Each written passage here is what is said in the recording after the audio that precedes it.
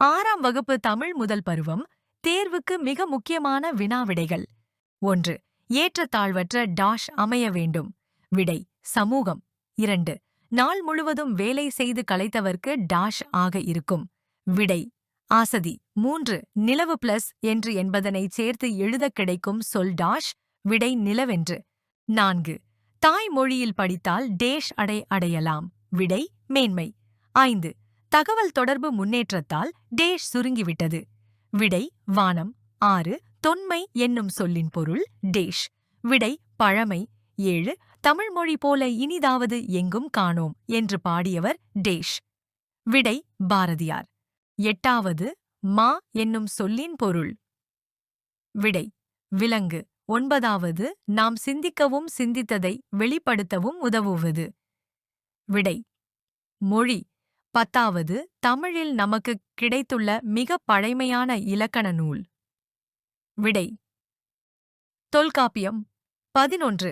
மொழியை கணினியில் பயன்படுத்த வேண்டும் எனில் அது அடிப்படையில் வடிவமைக்கப்பட வேண்டும். விடை: எண்களின். 12. கதிரவனின் மற்றொரு பெயர். விடை: ஆ. ஞாயிறு. 13. கிணறு என்பதை குறிக்கும் சொல் டாஷ் 6.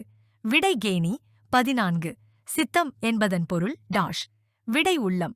15. மாடங்கள் என்பதன் பொருள் மாளிகையின் டாஷ். விடை: அடுக்குகள். 16. சிட்டுக்குருவி வாழ முடியாத பகுதி டாஷ். விடை: துருவ பகுதி. 17. மிக நீண்ட தொலைவு பறக்கும் பறவை டாஷ். விடை: ஆட்டிகாலா. 18. பறவைகள் வலசை போவதைப் பற்றி பாடிய தமிழ் புலவர் டாஷ். விடை: சத்திமுத்தப் புலவர். 19. பறவைகள் இடம்பெயர்வதற்கு டாஷ் என்று பெயர். விடை: வலசை போதல். 20. இந்தியாவின் பறவை மனிதர். விடை: டாக்டர் சலீம் அலி. 21. பறவைகள் வலசை போகக் காரணங்களுள் 1. விடை: தட்பவெப்ப நிலை மாற்றம். 22. மனிதன் தன் வேலைகளை எளிதாக்கக் கண்டுபிடித்தவை. விடை: எந்திரங்கள். 23வது தானியங்கிகளுக்கும் எந்திர மனிதர்களுக்கும் இடையே உள்ள முக்கிய வேறுபாடு டாஷ். விடை: செயற்கை நுண்ணறிவு.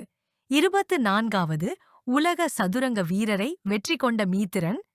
கணினியின் பெயர் டாஷ். விடை: டீப் பூலு. 25. சோபியா ரோபோவுக்கு குடியுரிமை வழங்கிய நாடு. விடை: சவுதி அரேபியா. 26. கிடைக்கும் பொருள்களின் டாஷ் கூட்டி புதிய பொருளாக மாற்றுவது சிறந்த வணிகம். விடை: ஆ. மதிப்பை. 27.